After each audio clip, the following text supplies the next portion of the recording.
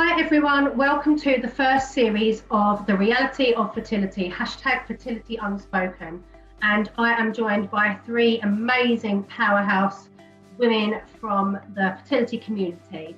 So we are here to share our journeys, trying to conceive, to have our families and our children, and to talk about the things that no one really talks about. So my name is Laura Rose and I'm the founder of the LGBT Mummies Tribe. And my wife and I have two children and one on the way, two of which we tried to conceive through IUI, and we had 5 attempts, miscarriage, and for our first. Our second, we had 2 IUI attempts, and this one, 3 failed IUI attempts, failed IVF, and a successful frozen transfer. Hi, I'm Karen Jeffries from Hilariously Infertile, and I went through multiple IUIs to have my daughter.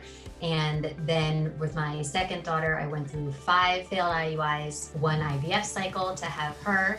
And then I started Hilariously Infertile, which helps people laugh a little bit at the ridiculousness of going through all things infertility. Hi, so I'm Becky of Defining Mum and also Paths to Parenthood. I became a mum after a long journey of 5 IVF cycles, including a miscarriage and also a diagnosis of early menopause back when I was in my 20s.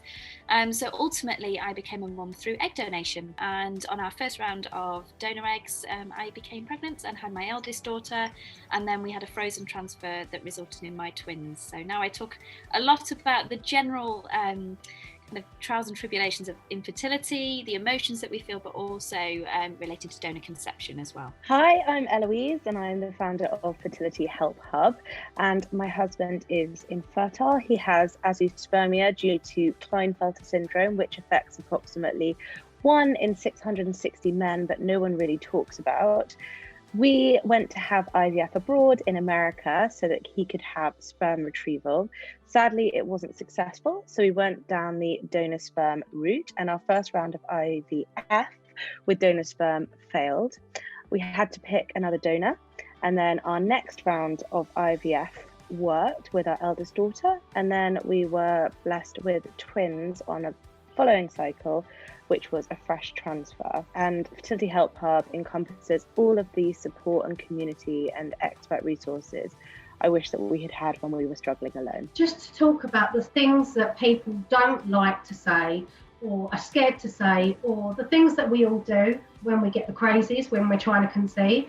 So this episode is about choice. I became a bit of a crazy lady when I was trying to conceive. I never thought that it would take over every single thought. And there was always so much that I wished I'd have known at the very beginning. So I remember when we first started trying to conceive, I didn't even give it a thought of when we were going to have sex. We just did it. And then a couple of days later, I was in Boots and I thought, oh, I'll buy a test and see whether it's worked. And then little did you know, I'd looked at the test and actually read it and thought, oh, you can only do it at a certain time and you've got to miss a period, and then you don't, I'm not going to get pregnant just by having sex. It was kind of month after month I realised how little I knew. I'd sort of been told at school, I don't know about everyone else, but It was all about how not to get pregnant, how to put a condom on a banana, and all of these different things around even if you look at another boy, you might become pregnant. I remember missing a pill and taking it the next morning rather than at night and thinking, oh, that means I'm going to be pregnant. And little did I know that actually my egg reserve was pretty shocking anyway, and there's such a little chance in each month that you can get pregnant. So I don't know about anybody else. Is there anything you wish you'd have known? So I was exactly like Becky. I guess I was quite naive. You know, the fun stage ended up not too fun after quite a few months. I remember in particular 1 month being obsessed with ovulation, tracking everything. I remember my husband went off on a stag do for a weekend back when we could travel, and I got a peek and I got the smiley face saying hi or whatever it was doing. It was flashing, and I was thinking,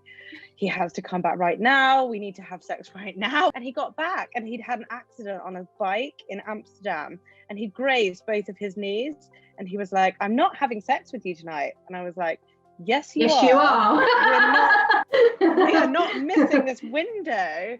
So the poor guy was just having to deal with my pressure to have sex as much as we could during ovulation. And then, you know, as time progressed, the times when I wasn't ovulating, I was kind of like, no, let's save it for when it's the fertile window. I used to think at school, when you did sex education, obviously wasn't really paying attention, but I used to think that if you were on your period, you would get pregnant at that point. So obviously back in those days, we did those days like the plague, but I haven't got that problem anymore. But just that whole feeling of having to track it, but tracking it like an absolute nutcase. So the amount of ovulation sticks that we ended up buying, because I was like, we need them all. And we would test every couple of hours in the first part of it. So when you're at low to high, and was like, no, we've got to do another one in 2 hours, like looking absolutely neurotic. And the amount of money that probably got wasted doing it.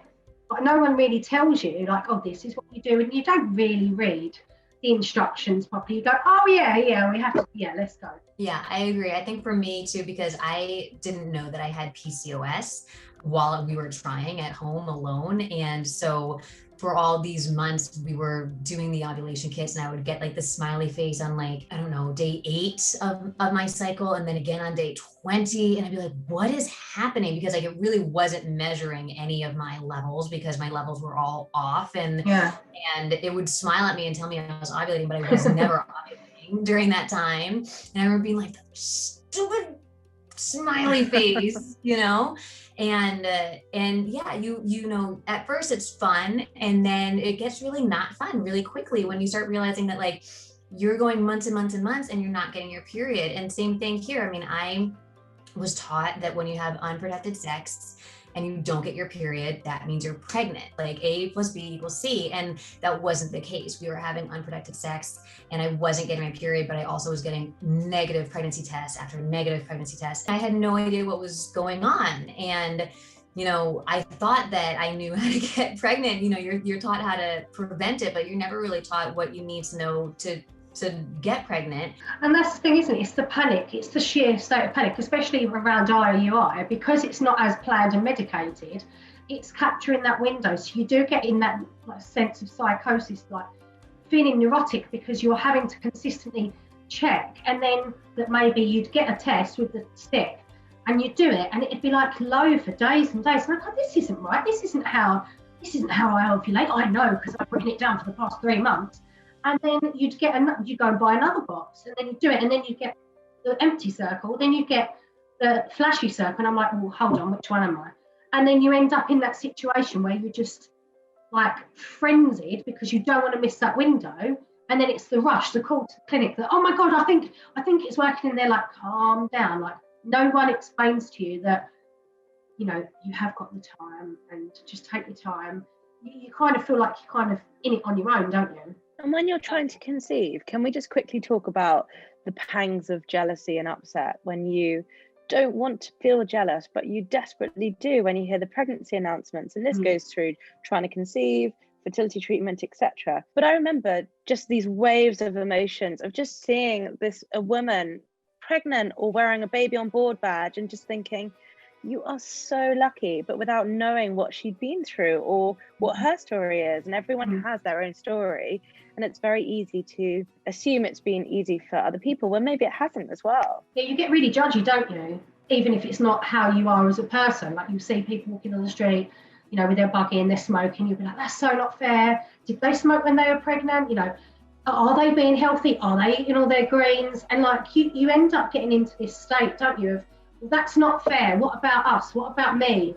And it gets you really in a pickle, doesn't it? You don't want to see people pregnant. You don't want to hear those pregnancy announcements or see them. I think it's the whole comparison thing as well. You automatically, I remember when we started IVF, and I would actually sit there in the waiting room and I'd be feeling jealous of other people in the waiting room. I'd be thinking, oh, I bet you've got way more eggs than me. And it just turned me into a person that I really didn't like. And my best friend told me, got some news, and she told me she was pregnant. She knew we were trying and having some problems, but she was really sensitive about it.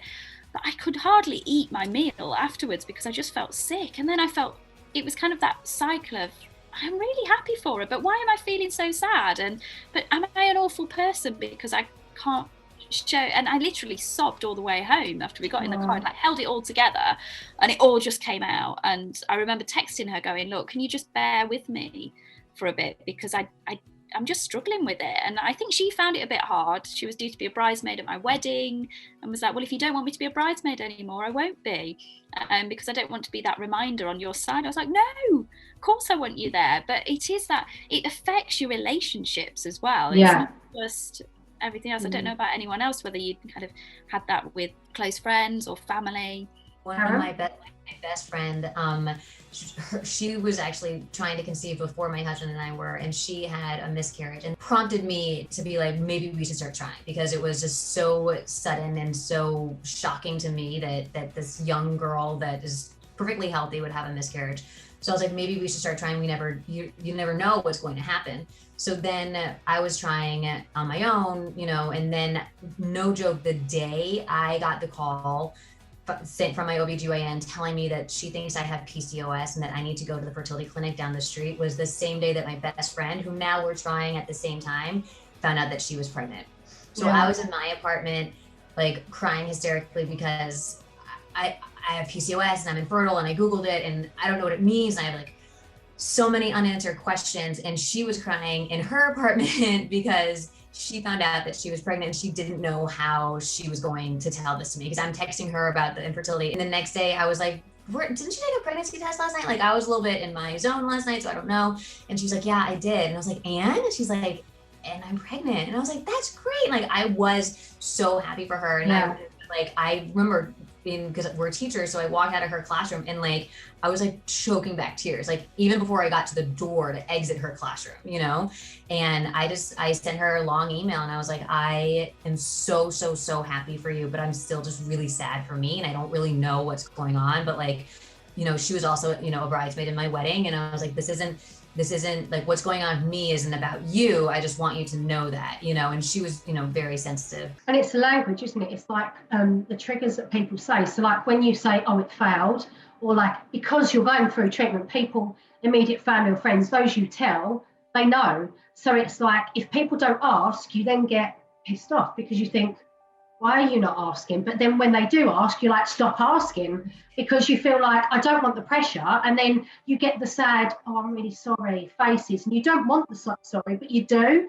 So it's this kind of double-edged sword of you want to cry because they don't ask, but then you want to go, don't ask me because I don't want to tell you. And then I don't want that sad face when you feel, I don't want your sympathy. I just want a pregnancy test that says pregnant, like now, kind of thing. And it's, as well, I think the things, isn't it, that people say when they're meaning to be kind, that kind of get you. To that point, people are so, and friends and family can be so invested and care so much. It's coming from a good place. But going back to what we talk about a lot in the community about people maybe saying the wrong things by accident, or just getting it slightly wrong because they don't appreciate or they don't understand possibly the sentiments and the feelings that go with it. And part of when you're having fertility treatment, I feel as though sometimes people feel entitled to know what's going on. Well, I wouldn't be telling you if I was having, regular sex and getting pregnant that way. So what's the difference? And to have to go through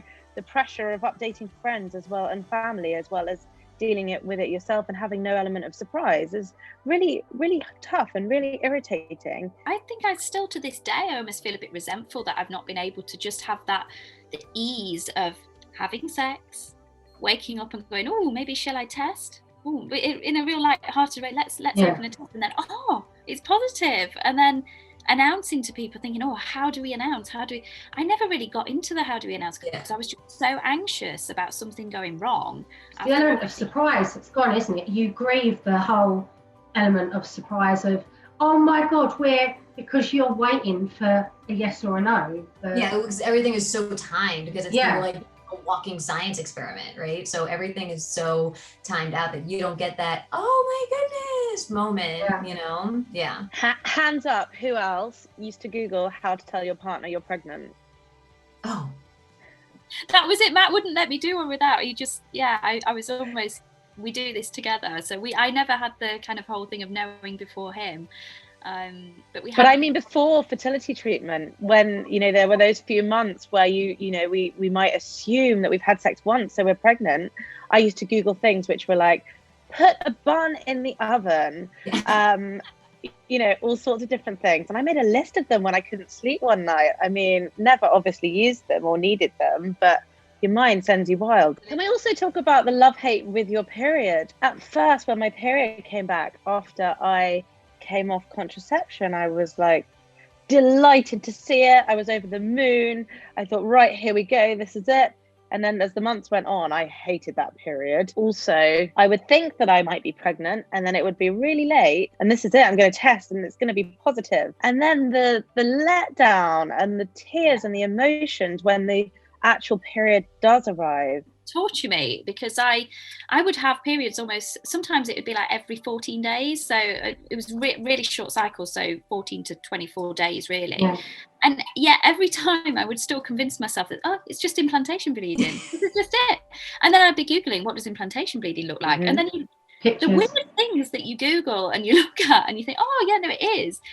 And then you suddenly feel it, you're in your work meeting, you think, oh no, that's not implantation bleeding. Well, and even when you go back to like trying to conceive and like trying to figure out when you're ovulating, I know for me with like, you know, I'm in a heterosexual relationship with my spouse, like when they say like check your cervical mucus, like we're having sex.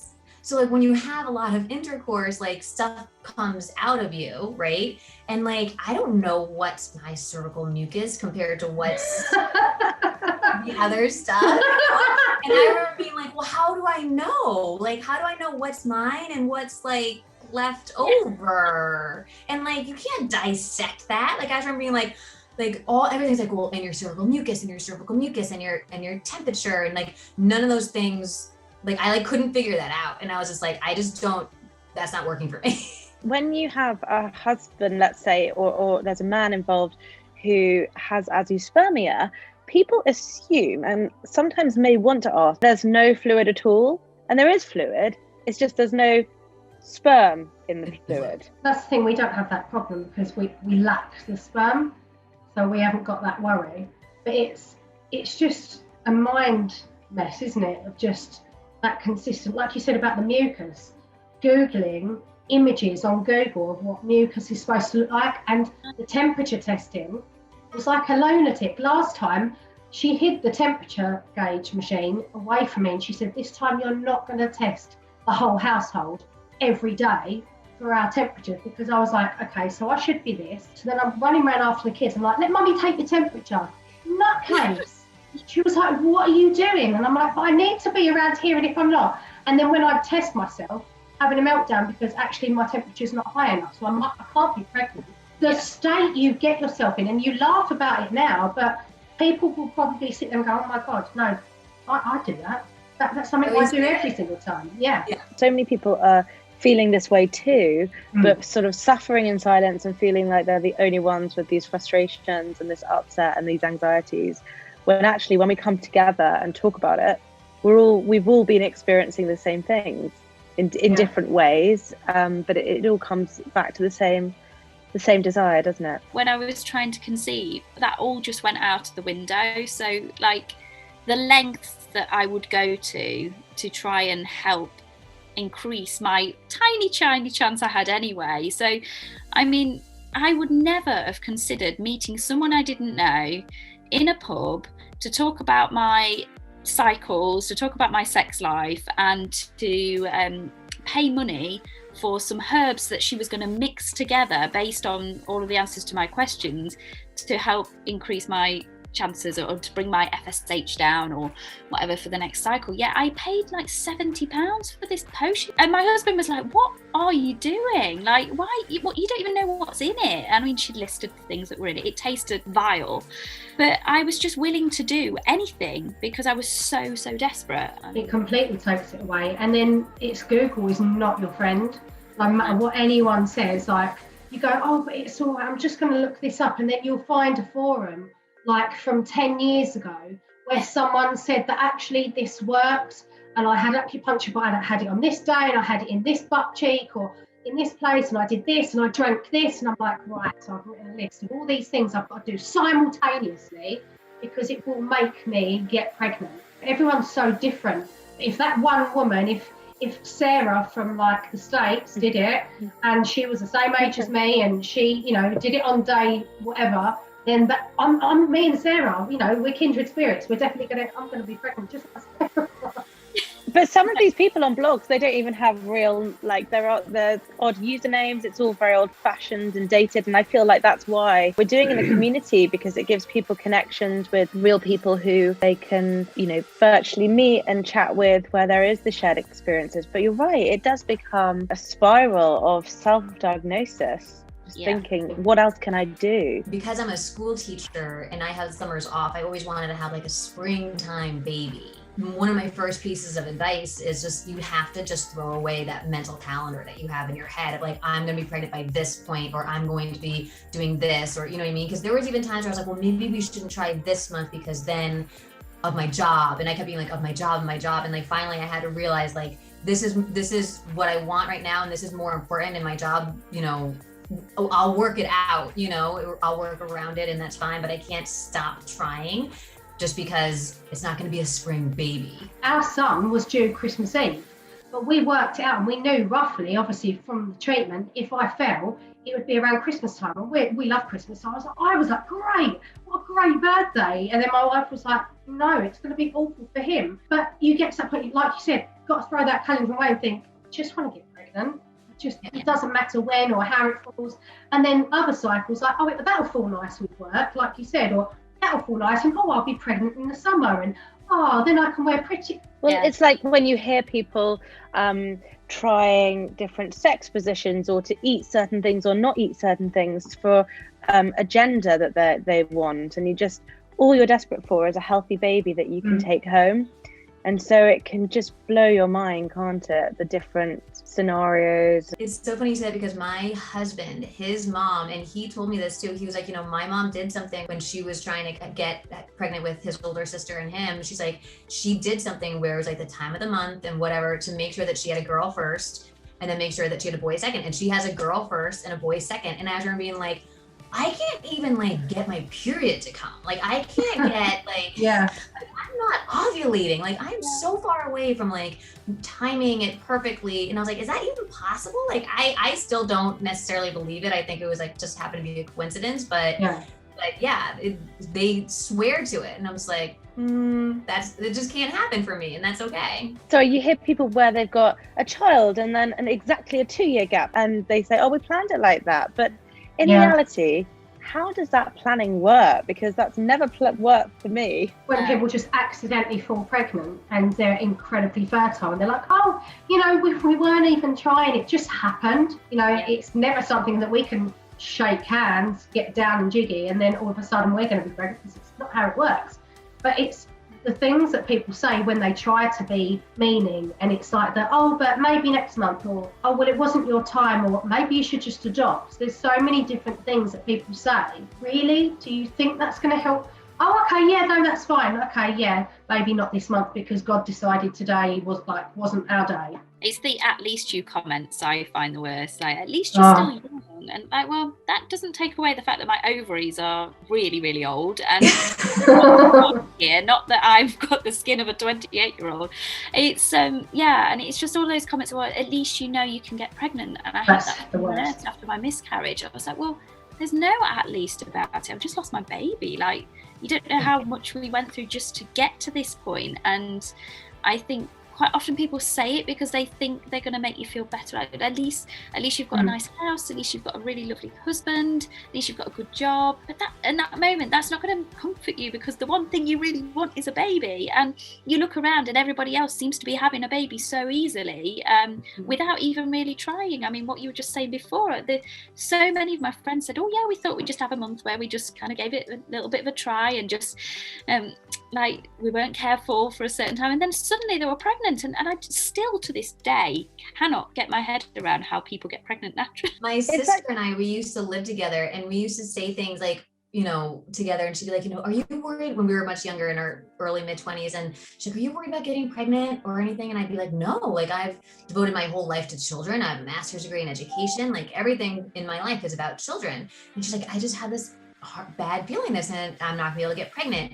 Fast forward to when we actually were trying to get pregnant, I have PCOS and I can't get pregnant on my own. And my sister and her husband literally looked at each other and got pregnant. Like she got married, went on her honeymoon, stopped, finished that pack of birth control and never got her period. Never got her period off birth control. No joke. And I was just like, are you kidding me? It's all the stuff when we were in our 20s, when we thought we knew our bodies and we thought we knew what it was going to be like, we were just totally wrong. Totally the older generation, like when our parents or grandparents go, in our day, you'd end up, it was a lot easier back then. Don't know what's wrong with your generation. There's something wrong with you. And it's I'm glad that you all fornicated and got pregnant really quickly. I think hearing about honeymoon babies is really hard, isn't it? Because that's kind of wham, bam, thank you, ma'am. I remember we had some friends who had bought sexy outfits to have fun trying over certain months. And they actually said that they were disappointed because they didn't get to do the fun trying part and get through all the outfits, and made jokes about it. And even after having donor conceived children via IVF, it still stings hearing that, because to have to go through that pain that people don't necessarily go through, you want them to realize that they were very fortunate that it did happen without an issue. Yeah. And as an LGBT plus person, for our community, you don't get to do the fun stuff to make babies. You just have to either go whatever route you go down, whether it's at home or through a clinic. It's just clinical, it's just scientific. There's no fun in it. And people go, oh, it should be exciting. And yes, it should be exciting. Yes, it should be fun. Yes, it should be an adventure. It doesn't feel like that because you feel under so much pressure, because this is the only way. We can't go home and just go to bed in the hope that something magical will happen. Everything's got to be regulated and done to then see other people that, oh, I fell first attempt. Amazing. For us, I love hearing those stories. I think that lucky you, that's amazing. But then when we see people that we support and it's 4th, 5th, 6th, 7th time, multiple losses, stillbirths, and you think it's just so hard. And I don't think, unless you've been in the community trying to conceive, you don't really understand how hard we've all, but others have it. I really think that before going through this, I probably would have been one of those annoying people that was oh yeah, we did it. And I don't think I would have had that awareness because I didn't know anyone else that went through it. And I probably would have posted a scan picture on Facebook. I would have done all these things. And it's only when you know how it feels, or you know somebody, that you can really feel how devastating it can be to share that news. And I think people should be able to share their news, but it's doing it in a way that's sensitive to those around them who may be struggling, and not making assumptions as well. But that's a good point, isn't it? It's when you've been in a relationship for a while, people ask, so is there going to be the pitter patter of tiny feet? Yeah. And you're we're working on it, and it's actually going to make me cry, but thank you. Well, and there's also that feeling of failure, right? That feeling of not even the every month feeling of failure, but the feeling of I can't do it. I can't do it on my own. And I know for me, I've had a lot of issues in my life with learning and learning issues and things like that. When I was in school, it was a major struggle for me. And then this was just one more thing that was just a struggle and didn't come easily for me. And not that life should just come easily to everyone. I'm not saying that, but I'm just saying when you've been through a lot in your life and then now this on top of it, you're just can I do anything right? Seriously, there are times where I'm just oh my goodness. I just felt I couldn't, I was just, not able to do anything the normal way.